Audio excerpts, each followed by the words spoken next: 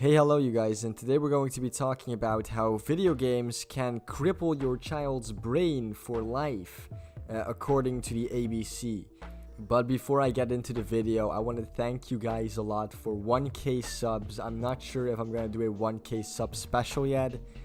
But anyway, thank you guys so much, I really appreciate it. And also, really quick, if my voice sounds kind of fucked during this video, I got the fucking scary pandemic virus, so that's why. So let's get into the video. Our GMA cover story now, a parenting alert about your child's brain on Fortnite. The game's creator says more than 250 million people are now playing it, so we're taking a closer look at how it could affect a kid's mind. Well, let me guess, the research showed that actually video games are more addictive and harmful than heroin or some shit. You know how I know they're probably going to say something like that?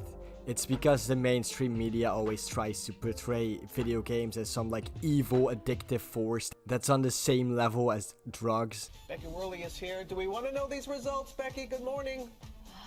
Good morning, Robin. Good question. You know, we've seen popular video games before, but Fortnite, it just feels like something different, more compelling, more compulsive. But why? I mean, is Fortnite that much more compelling or popular than Minecraft when Minecraft first came out? Or Call of Duty? Or Grand Theft Auto? Or Halo?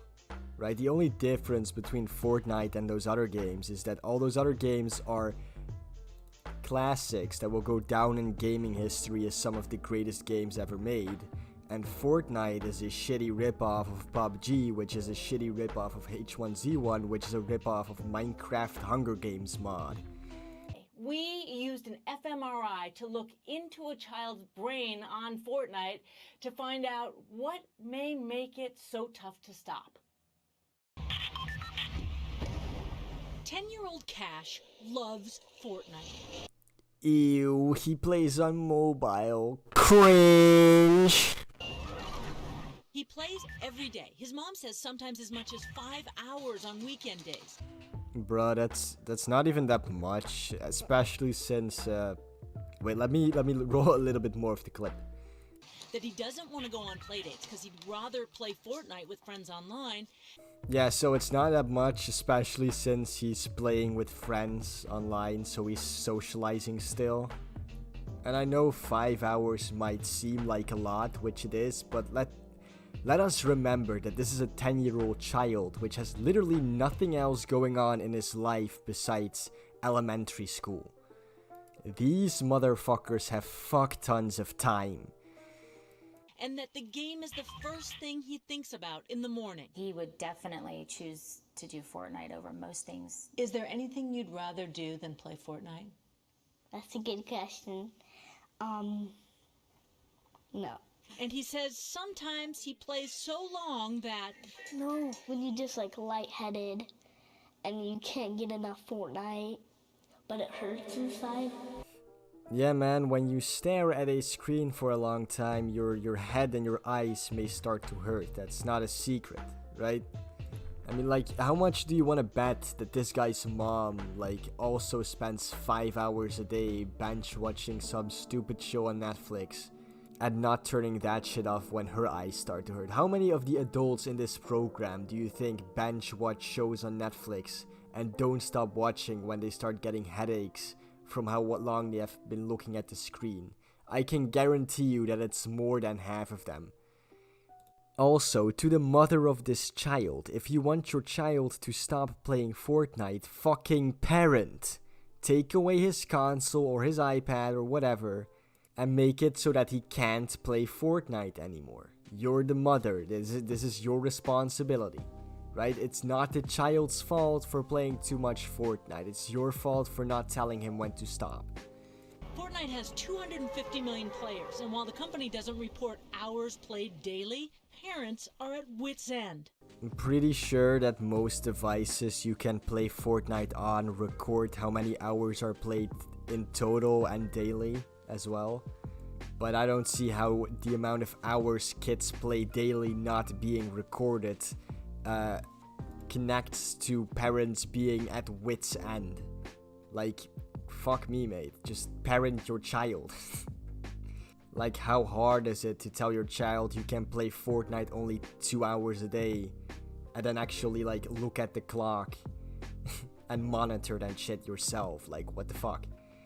How much money do you think Cash has spent in-game? Thousands. I no longer pay him allowance in dollars. I pay him allowance in V-Bucks. Wait, so if I understand correctly, you, the mother, want your child to play less Fortnite, yet you pay him allowance in V-Bucks, which is the in-game currency of Fortnite, which again you can only spend inside of Fortnite. So now you're pretty much forcing your child to spend all of his money inside Fortnite and play more of the game. But you want him to stop, right? Like, so either I am stupid and this is just some next level parenting shit, or this woman has an IQ the equivalent of room temperature. Experts say games like Fortnite have a recipe to make you want to keep playing. Oh, I just killed a soccer skin. You're completing challenges. At the end of those various challenges, you level up, you earn rewards, cosmetic items that you can show off. Wow, you mean like every online game ever? Or not even that, just any game ever. Like, every game has a reason to try and keep you playing. To see what actually happens in Cash's brain when he's playing Fortnite, we head to the Marcus Institute of Integrative Medicine at Jefferson Health. Neuroscientist Andrew Newberg We're going to put like a little helmet kind of on you. uses an fMRI machine to set up a comparison. How does Cash's brain respond to three things? Random visuals with color and motion, a similarly violent video game from a few years back, and then to Fortnite. Man, similarly violent, my dude. Fortnite is very violent, my guy. It's cartoon characters shooting each other. There is no blood, and when someone dies, they literally just turn into a fucking hologram. Extremely violent. So hopefully we'll get a good picture of how these games affect the brain and also how there's a difference between the two different games. Cash will do this exercise, but as a comparison, his schoolmate, 12-year-old Amato, will go through the same process. One big difference, Amato doesn't play Fortnite. It's one of those games where you kill each other, and I'm not interested in the game. He prefers race car games and reading about sports. Amato watches video of the birds and the older game, and then Fortnite. I enjoyed the one with the bird. Yeah, you like the bird better. Okay, sounds good. Nice job. Now it's Cash's turn in the fMRI machine. Not much activity in his brain with birds and the older game, but Fortnite, Dr. Newberg says it was a very different story than his schoolmate. What lit up? So the area that really lit up is a dopamine area of the brain. Wow, who could have guessed the dopamine area of the brain lit up? AKA the part of the brain that lights up whenever you do something fun. Okay, let me read when dopamine is released into the body, right? For example, the brain releases dopamine when we eat food, have sex, or do anything that's of pleasure and satisfactory, right? So dopamine is released by your brain as a reward for doing something that you like to do. If you had shown the other kid that didn't play Fortnite but liked racing games footage of racing games, his dopamine part of the brain would have also lit up. You can see Cash's brain on the left, Amato's, the non-Fortnite player, on the right. Watching Fortnite, Dr. Newberg says Cash's brain had much greater activation than Amato's in an area called the anterior cingulate, a structure that in part is involved in dopamine release and for some people can be associated with addiction. Yes, no shit. If you do something you like, you can get addicted to it. That is not a secret. Like, dopamine part of your brain also lights up when you do heroin. Like, that's not a secret, but heroin is not the same as having sex, eating food, or playing fucking Fortnite. All of those things are addictive.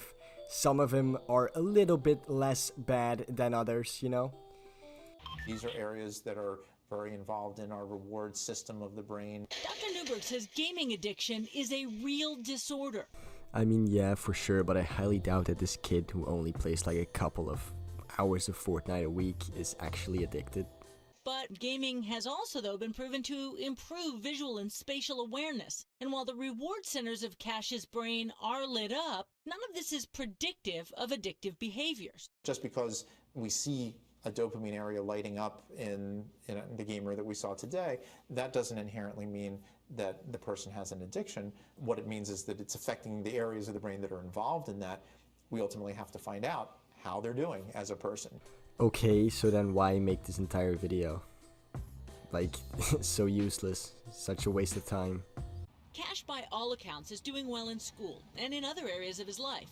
But for his mom, even this rough association is scary. How does that make you want to alter or adjust Cash's playing? Because what I witnessed is an incredibly patient, polite, functional kid who is obsessed with Fortnite. It's a big deal. I think everything in moderation.